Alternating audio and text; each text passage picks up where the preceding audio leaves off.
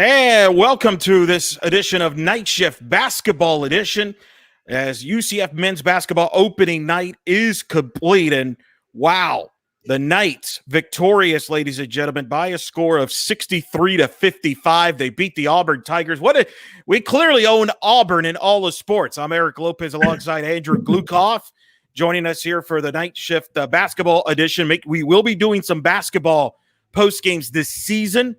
Make sure you subscribe to our YouTube page at Black and Gold Banneret. Subscribe right there. Like us a review right there. Press the thumbs up button there.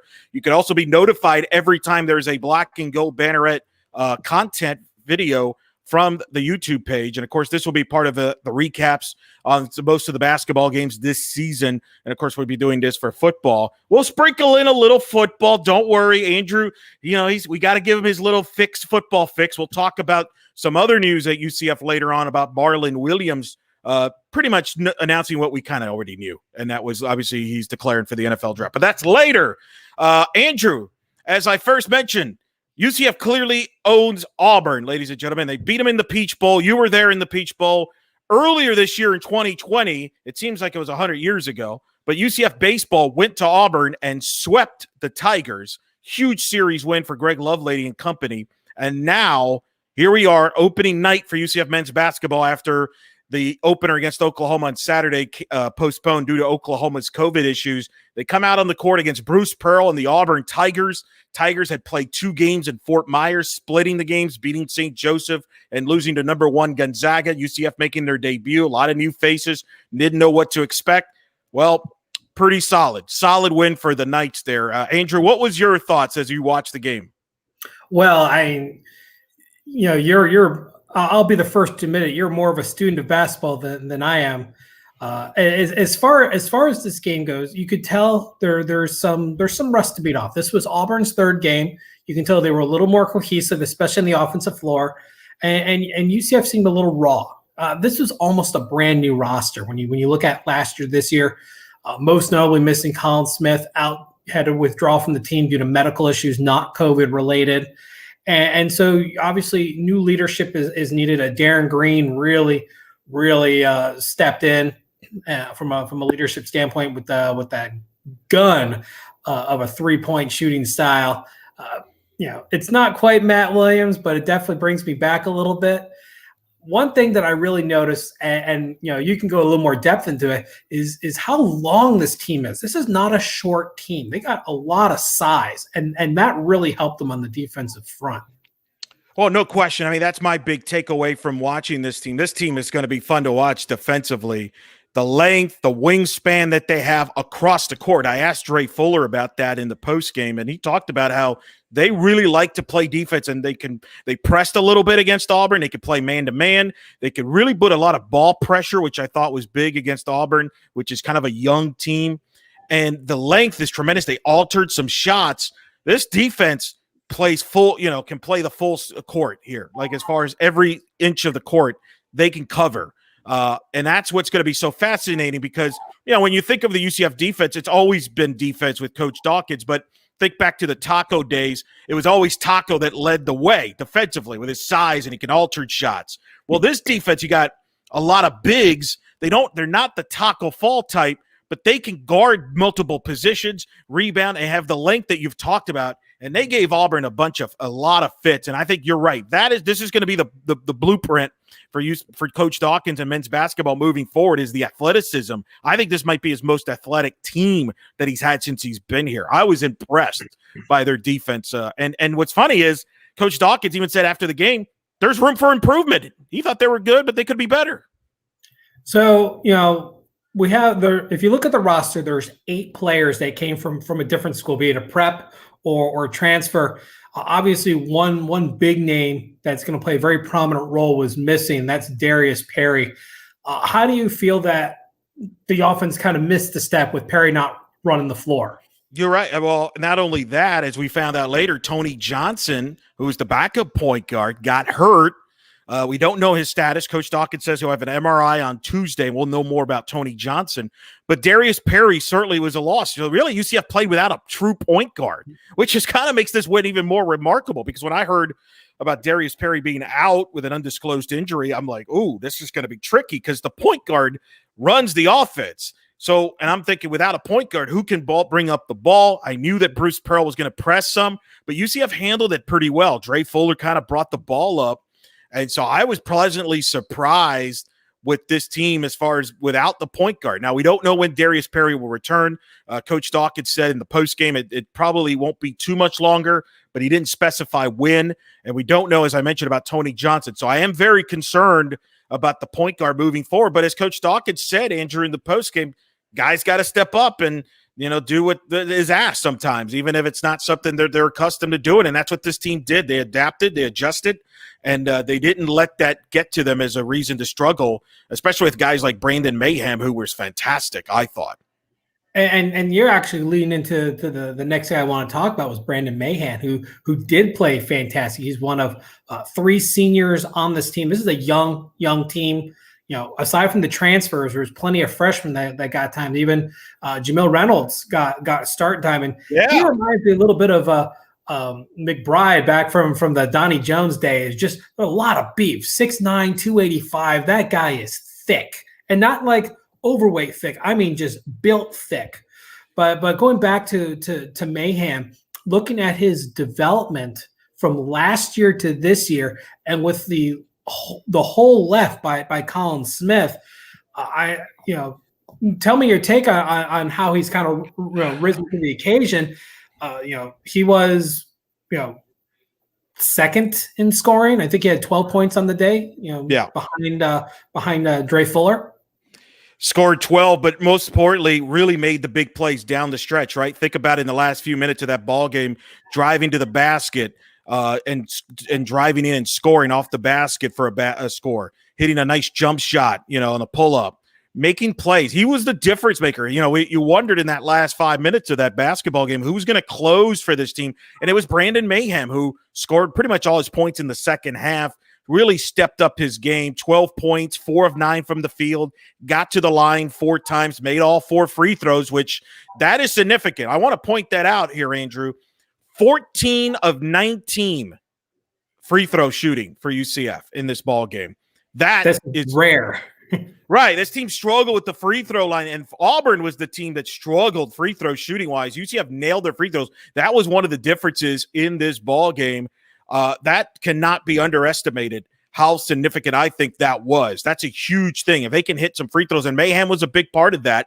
And you mentioned the Colin Smith loss. Obviously, him in his situation, you wondered what was going to happen in that regard. And I think they got enough bigs, and Coach Dawkins even said that prior to the season in the media availability. They felt they had the depth that, to overcome a loss like Colin Smith. The question was, who was going to be, with that leadership, the guy. I mean, Colin Smith took a charge almost every game, it seemed like. So who would step into that? And really, it was a combination of guys. You look at C.J. Walker, who obviously the hoopla, the 5-star recruit, making his Knights debut.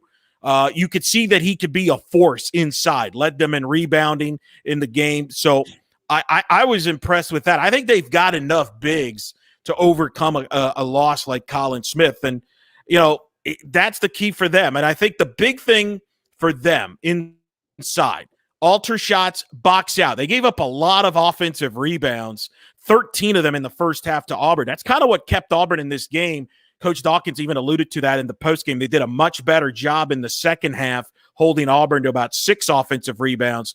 Auburn only shot 32% from the field in this game. So you look at those things there, I really, really like this defense. And the question is going to be offense, who could step up? Well, Brandon Mahan was the guy this night. And it might be one of those things, Andrew, where each night it's a different guy that steps up and makes some big baskets down the stretch. It probably is a collective issue. A collective unit. I don't think there is a Jermaine Taylor type that could just take over a game yet, or a BJ Taylor on this roster yet.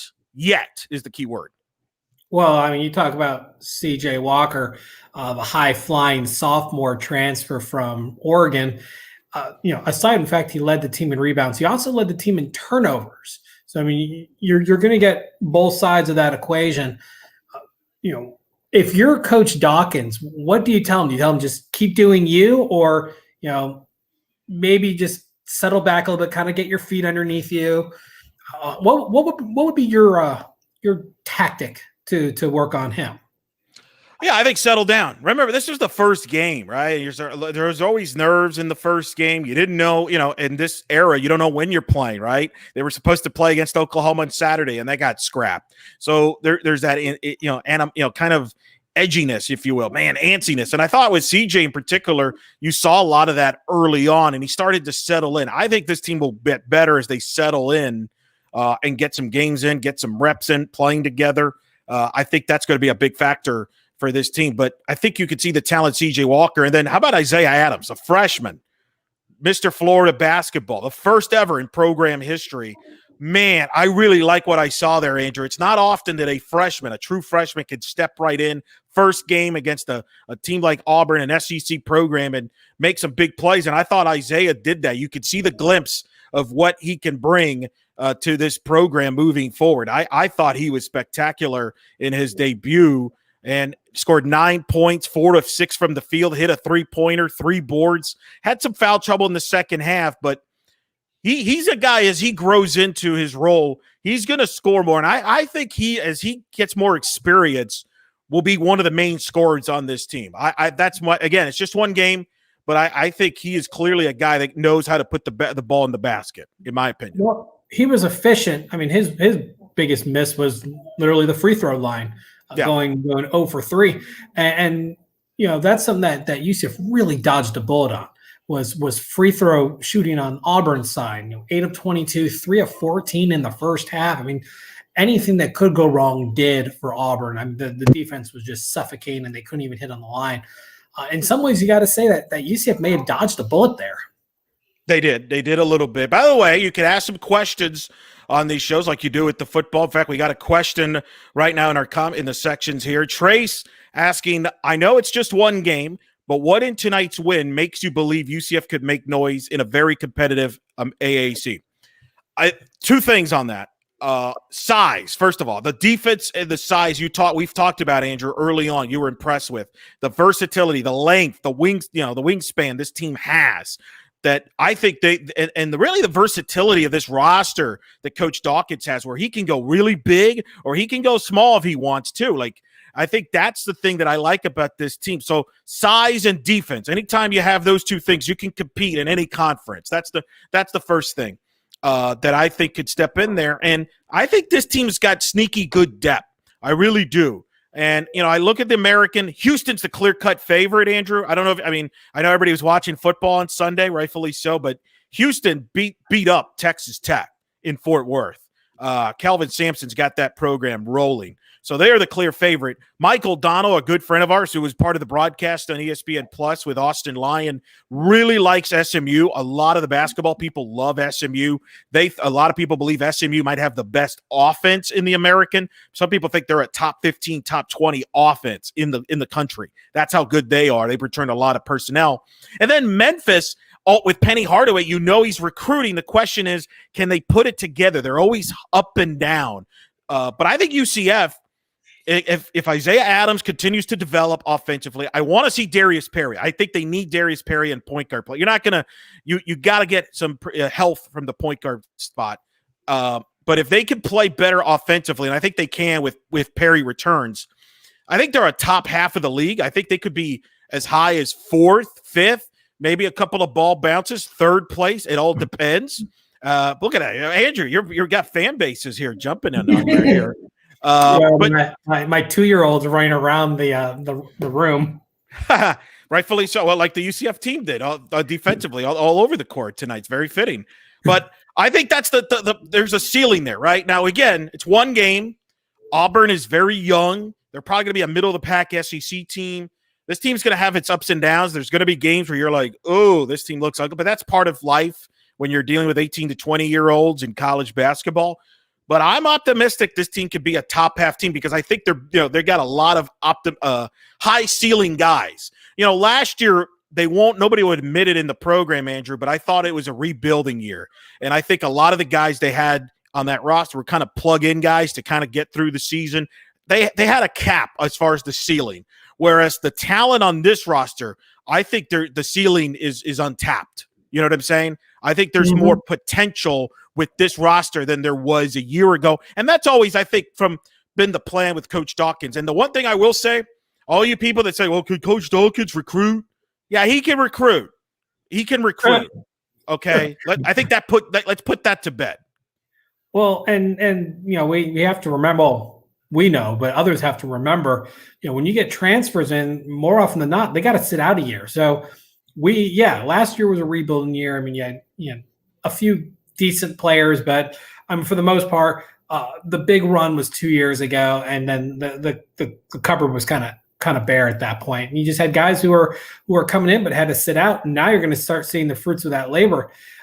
This really isn't an old team. There's three seniors, a couple freshmen, and a bunch of stuff in between. Obviously, Perry being one of those seniors that hasn't played yet, and I think he's going to really do a good job of directing this offense. One of the things that does concern me, though, is how much floor time some of these players are playing. You had 3 players, Green, Fuller, and Walker, all play over 31 minutes, and Green and Fuller playing over 36 minutes of this game. That's a lot. And, Mobley was in the 20s before, he had foul trouble. Otherwise, he probably would have played more. That's 4 or 5 guys, right? 4 guys right there, over 20 minutes of floor time versus a much more balanced lineup as far as Auburn goes. But I think part of that is the youth aspect. You're going to have to, bring new players together, transfers and everything. You don't have that chemistry as much. I have a bit of concern about that, but I mean, are you at all concerned about that? Not yet. Only because remember, this was the first game of the season and they don't play again. They're not scheduled to play again until Sunday at Michigan. And you mentioned Sean Mobley got in foul trouble, played 24 minutes. I think he's, everybody that's talked about him really speaks highly of him. He's the transfer out of VCU. I think he'll play some more minutes. So because he was in some foul trouble, I think you saw some, Doumbia got him some good energy, 12 minutes, but also picked up 4 fouls. That's, I think, why you saw the overload on some of the guys' minutes. I remember no Darius Perry. Tony Johnson left with an injury. He was playing well, Andrew. 8 points for Tony Johnson in 15 minutes prior to the injury. So I think if Johnson stays healthy and you bring back Perry and then Mobley doesn't get in foul trouble, I think those minutes kind of balance each other out a little bit better. So that's why, and again, if they were playing like in a night from tomorrow night or the next night, I would be more concerned. But I think they know that they had it. They had a long layoff here, scheduled to play Michigan on Sunday. I think that's why they kind of let him play it out. And again, Darren is senior. He's the guy that's going to be one of their leaders. He's going to be their best shooter. I think he'll play better too, 36 minutes. I didn't like a couple of his shots late in the game, but he could shoot. I mean, he's got a great release, great mechanics on his shot. So I'm okay with him 36. And then Dre, I love Dre Fuller. I covered him last year. He was developing into a two-way star. He covered Grant Riller of Charleston, who got drafted in the NBA a few weeks ago. I think Dre Fuller's a guy that can guard the other team's best player offensively. And he can and the thing I like about him today was he got himself to the free throw line, 6 of 8. I like the attempts. He didn't settle. 3 for 8, 13 points, 7 rebounds, second on the team, 5 assists. A really good complete game from Fuller. He also had 3 steals. He's the guy to watch. Nobody talks about him, Andrew, but I think he could be a legit guy here for this program. He unfortunately got hurt. He had injuries last year. Hamstring kind of knocked him out for most of the season. I think this is a guy that people are sleeping on that's going to be a stud player, two-way for this program. That's why I'm very excited about the direction of this program for this season and beyond. Yeah, I'm excited too. Last year was obviously kind of a tempered season. We talk about Michigan next weekend. Well, in 8 days, you're playing at Houston. I mean, Houston jumped from 17th to 10th in the nation during this week as far as the top 25. I mean, make no mistake about it. That's the biggest game of the early part of this season. Those out of conference games, sure, they're important, but that Houston game, last time UCF had that big of a game against Houston, it was on national television, and they humbled the Cougars. So could we see maybe history repeat itself? I don't know. Hopefully the thing is, I'll tell you, hopefully, but Houston's really good. I watched that Texas Tech game. They're really good. They could be Sweet 16 good. Like, they're that good. I mean, they could make a deep run there. And that's a tough place to play. Now, granted, with the situation, it's not going to be capacity crowd or anything like that. So that'll be a test. I mean, this was a big win from this standpoint, Andrew. You bring up the schedule. They go to Michigan Sunday in Ann Arbor. Game will be on the Big Ten Network, 4:00 tip. Then they go to Florida State. Following week in Tallahassee. I think Florida State, remember, won the ACC regular season title. They had 2 guys drafted in the lottery in this past NBA draft, but they're still deep. That's a vintage Leonard Hamilton team. They're very deep. And you want to talk about size, Andrew? Woo! The size in that game between Florida State and UCF is going to be wild. You think UCF's big. Wait till you see some of the Seminoles that they got for size. That will be a physical basketball game. And then obviously from there, they got Houston in between that as well, as you mentioned, that Houston game to open conference play. I got to get used to the fact we're having conference games in December. That's going to be interesting. Well, I mean, you have that Houston game, normally your conference schedule comes after your non-conference schedule, but in this case, Houston kind of jumps in ahead of that Florida State game, and then you start going in the conference schedule with Cincinnati, Tulane, USF, Memphis. As we start getting into January, and this is a strange season to say the least. All bets are off. We can't make any assumptions because these are not normal times. UCF only had 1,200 people in the stand, 1,900 people in the stands. You're not going to get the big crowd with the big noise that gives you that real home field advantage or home court advantage. So it's going to really fall down to just raw talent at that point. And that's where I think a young, program, young roster like UCF can really do something. They've got energy, they've got skill, they've got talent. They just got to put it together. And my initial thought was, well, the home court advantage isn't going to rattle them because there's not going to be that much of one.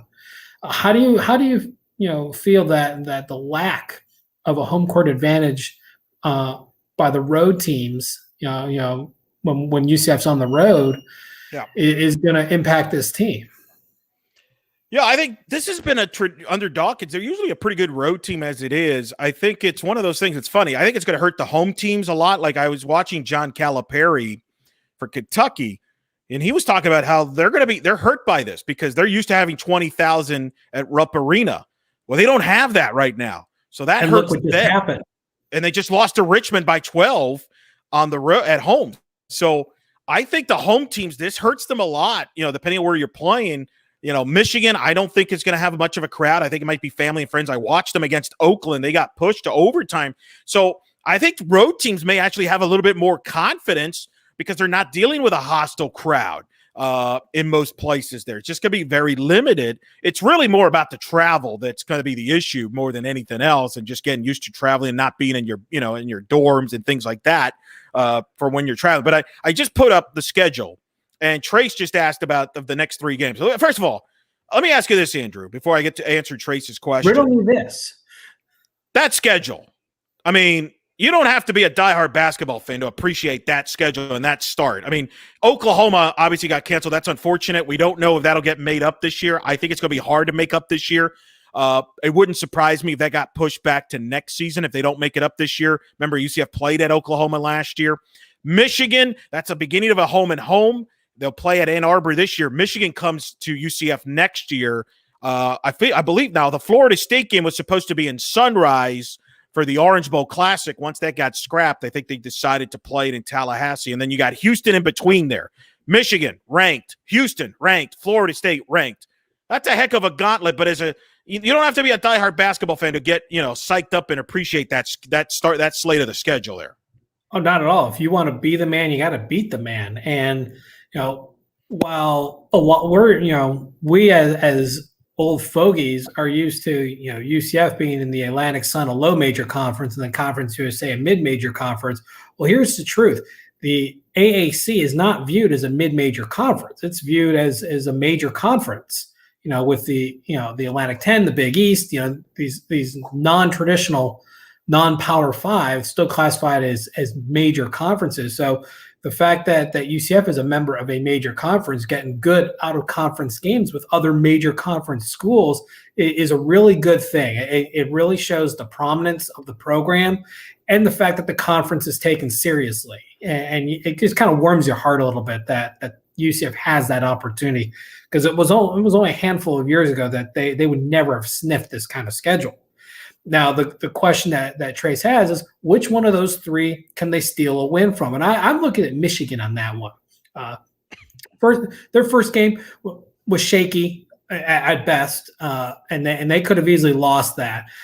Houston is just firing all cylinders, and I think Florida State is going to match up very well with UCF and take away some of the advantage that the Knights team has. So I've got Michigan as my circle upset alert matchup. What do you think?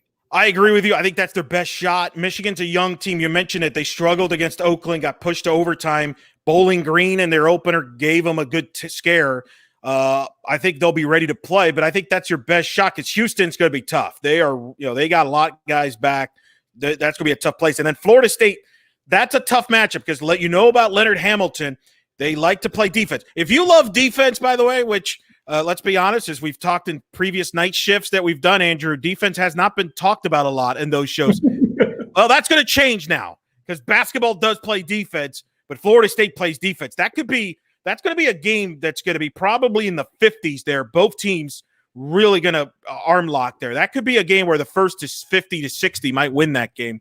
So if UCF can go 1-2 even in that run and go 2-2 to start before that Cincinnati home game, I would take it. I would sign up for that. That's what I said before the season. I'm going to stick up to that. Obviously, we lost the Oklahoma game for now, but that's the key. Is, if they could split this, and the beauty of this schedule and the beauty of college basketball, they're not going to get hurt by playing these games. There's the net system and the RPI. These are quality games, so they're going to benefit. You're not going to lose. So sometimes you play I'm not going to mention schools, but you could figure it out who they are, the so-and-so from so-and-so conference that you beat by 100 points, but yet you drop in the RPI and the net ratings because they're not any good. That's not going to happen here. And I think that's smart scheduling for Coach Dawkins because they got nothing to lose here. And it tells you how much confidence he has in this team as well. And if you can go 2-2 in this 4-game stretch, 3-1 would be phenomenal. I think 3-1 maybe even gets you receiving votes in the top 25. But 2-2, certainly that's a solid run considering 3 straight road games against top 25 teams. Not many teams in the country are playing 3 true road games in a row against top 25 competition like UCF is right now. Well, if they go 3-1, they may end up top 25 because, as you said, they're all ranked. So you're talking about you would have beaten a ranked team. That's a great point. You're talking about 2 ranked wins on the road in the early part of the season. You look at the net rating on that, it's going to skyrocket. If you notice, obviously this year being a shortened year, you're not going to have the dozen of non-conference games. So you don't have to play Southwestern Central State College out of Podunk, Oklahoma. You have the ability to kind of pick and choose a bit, and UCF got a quality slate as a result. Normally we would see, a Stetson or another, a lower major, kind of regional school in there. Then you have some of the tournaments that variety of schools were normally going to be in. UCF was supposed to be in one. Obviously, all those got scrapped. Only a very small handful of events still going on. This is just kind of uncharted territory, and you know what? I'm totally cool with that because this gives us a very different flavor. I think in football it didn't work out so well, but that's because of the nature of the sport, where everything became its own little bubble. But SEC played SEC only, the Big Ten played Big Ten only. Here you at least get a chance to go a little outside of that, and there's enough inventory of games within the conference that you have a good idea of how teams really shake out. And with the net system being designed to handle this a little bit better, I think will help, assuming we have, a tournament early next year, I think it'll be, really help out as far as being able to properly shake, who's a contender, who's a pretender, Yeah.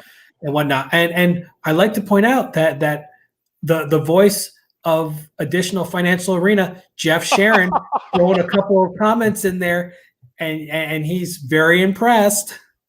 Go ahead. Yeah, he goes, big defensive win tonight. Super composed team. Testament to the coaching staff. I agree. They were very composed down the stretch. That wasn't the case a year ago with some of the young guys. Remember the Tulane game where they just coughed the ball up inbounding the basketball? That didn't happen tonight. That's a big positive, too, that I liked, was they were very composed. Mayhem was composed. They were very composed for the most part.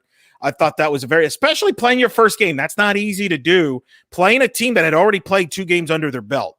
I thought that was very significant for them there. So the voice, I like that. The voice of the Additional Financial Arena.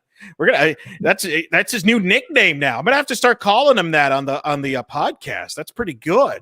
Well, I mean, you can also call him the voice of the bounce house, but since football is pretty much done until we hear anything about postseason, it's basketball time, and Additional Financial Arena. If you get a chance and you're able to, obviously seats are very limited, but try to get a game in there, or at least watch on TV. All the games are going to be televised either through ESPN Plus or one of the broadcast channels. Watch these kids; they're fun to watch. Jeffrey, I don't think he's appreciative of your nickname for him there. I'll let you two battle that out, but I do agree with Jeff just posted about CJ Walker looking. I don't know if it's tight was the word. I think he was antsy. Sometimes you kind of press, right? Because you got all the, you've been waiting to get on the court for so long. But I like his defense and his rebounding. I can't wait to see him blossom as this year goes on. I think great days are ahead. Quick thing. I think he'll settle down. Yes, absolutely. And that's why I think let these guys get, hopefully we can get some games in, hopefully not too many interruptions, which who knows in 2020 and 2021 with everything that's going on. But if they can get some games in, get that rhythm going, I really like the ceiling of this team. You wanted to bring up the telecast. This game, obviously, ESPN Plus. It's the second telecast at UCF on ESPN Plus. Last week, the women's basketball game was on ESPN Plus. The majority of the men's and the women's basketball games will be on ESPN Plus. Check out UCFKnights.com for all the details when that is. Austin Lyon, a good friend of ours, used to be Spectrum 360, Spectrum Bright House Sports Network, the voice of high school football for many years and high school sports in general, calling the game. Michael Donald, of course, UCF great, has been on with us many a times on the podcast at Black and Gold Banner. What was your thoughts on the ESPN Plus broadcast? I thought it was fine. I had no real issues with it. I thought the camera work was good. I thought the production value was good. No one seemed lost. But and what a lot of people got very upset from the UCF Houston football game. But remember, that wasn't UCF putting it on, and it wasn't ESPN putting it on. That was University of Houston putting it on. So I mean, UCF's production team, they were on point. I thought this was very well done. The intro into the game was nice with the Eye of Orlando. I thought it was really, really well done. It seemed like pretty close to the quality of something you would see on one of the ESPN networks. Was really no discernible difference that would really turn someone off. I would like to think that the other basketball programs in the AAC will have similar success with that, because obviously producing a football game is way more difficult than producing a basketball game. But yeah, as Jeff says, cheers to Austin and Mike. They did an excellent job. I was really impressed. Yeah, I'm excited for this. I know a lot of people have been like, I don't want to do the $5.99, but $5.99 is for a month. There's a lot of different sports you can watch. You can watch a lot of the American games on. I've taken advantage of that already. You can pay a little bit more and get you can get Disney Plus with it. I mean, they've got the. Oh, if you do the bundle, right? If you do the bundle, yeah, I think UCF fans and diehard fans are really going to enjoy this, because this is going to be the home for basketball, the majority of the basketball games, and the other sports at UCF, baseball, softball, volleyball, soccer, all that stuff's going to be on there. And it's one place. It's not like you got to go to different places. And I think it's pretty reasonable. I think you're going to have a lot of talented people on the air. And I think Mike is tremendous. He's already gone somewhat national, but I've mentioned ceilings being untapped Michael Donnell, as a basketball analyst, his ceiling is still untapped. He's gonna go even bigger national. He's tremendous, and I'm glad that he got to do this game and was phenomenal. And I always enjoy listening to Mike. I've enjoyed listening to Mike over the years since he was doing the radio with Mark when he first started. So, and Austin's a great guy. I've worked with Mark with Austin before, doing spotting for him in high school football games. So he's a great guy. So and they've worked together before. So I think the chemistry was there. I think they're going to put out, and who knows who else we'll see there. So, the atmosphere is hard to tell. It's unique, right? Because that it's a limited capacity. People are spread out. There was a good amount of students I saw in the student section. That was, good. And I see a lot of people had masks on. So I think that's a good positive. Well, yeah. I mean, if you want to go to these games, be prepared to follow the rules. It's no different than football. If you're going to go to the games, follow the rules. And there's no secret there. It's pretty cut and dry what the rules are to watch these games.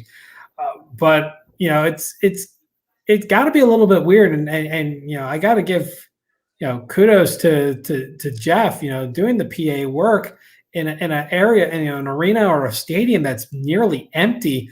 It's got to be. How about that? Wait. Well, part of the new setup is him and a bunch of other guys are set up top, so it's not like you got the courtside view. That's like, I can't do PA from the top. I'm sorry. I will not be able to do that. So that's part of, but that tells you that thing, the protocols, everybody's taking the precautions, and that's the most important thing. And I think people will get used to it. The first games are always weird like that, right? Remember the Tulsa football game was kind of odd like that.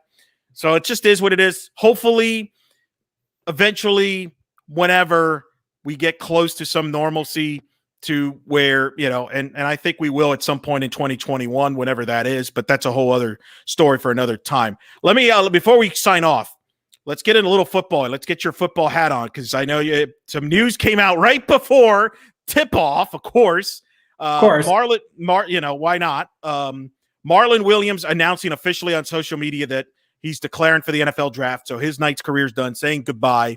Not a surprise. I think we kind of knew that was coming. He didn't play in the USF game. He's had an injury that's been talked about.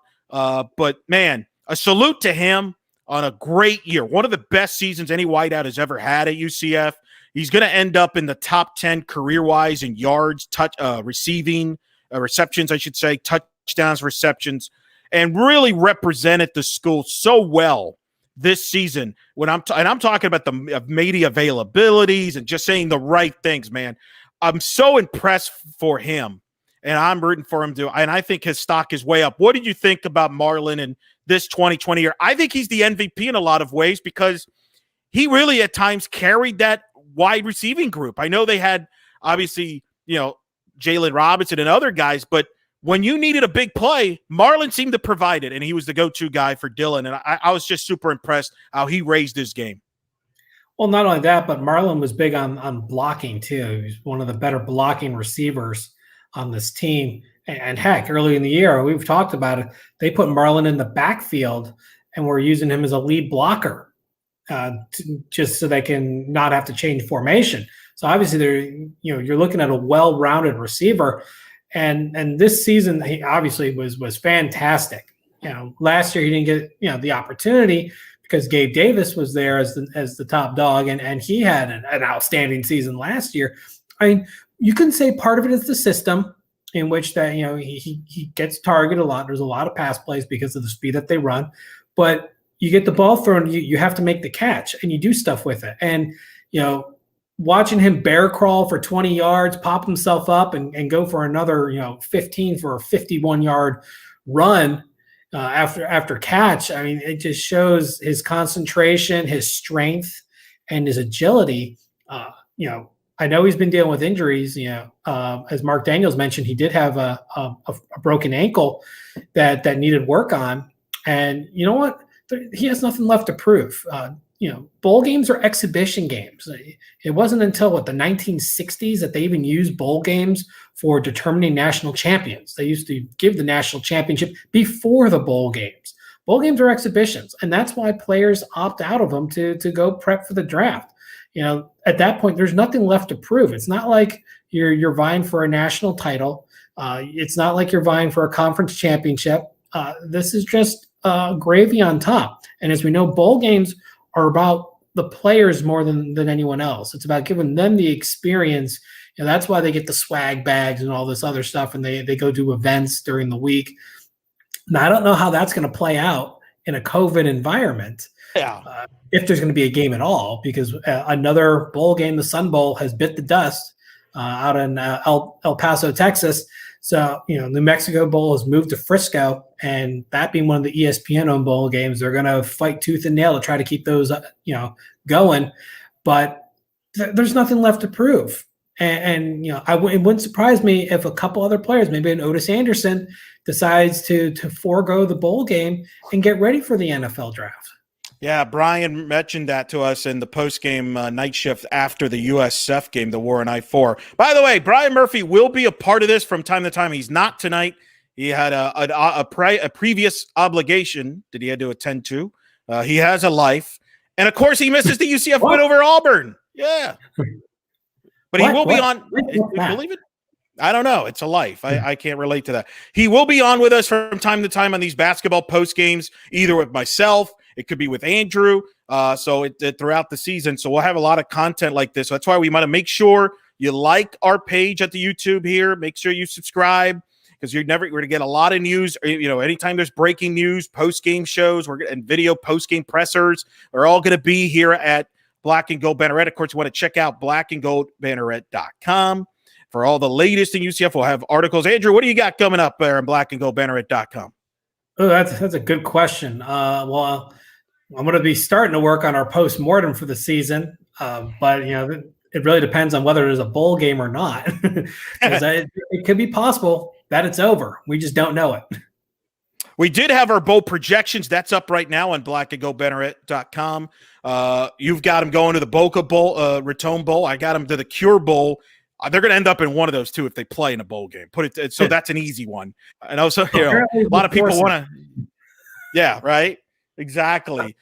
So we have that up right there. If you want to catch the post-game live show from the USF game, that's also here on this YouTube page. Andrew's knee-jerk reactions is also up on the site. I will have the recap of this basketball game up. I know the Marlon Williams story will also be on the site by Tuesday, as well as we keep it up in all the news, and certainly it should be fun. But, hey, it was good to see basketball again. It's been a while. It's been a little while.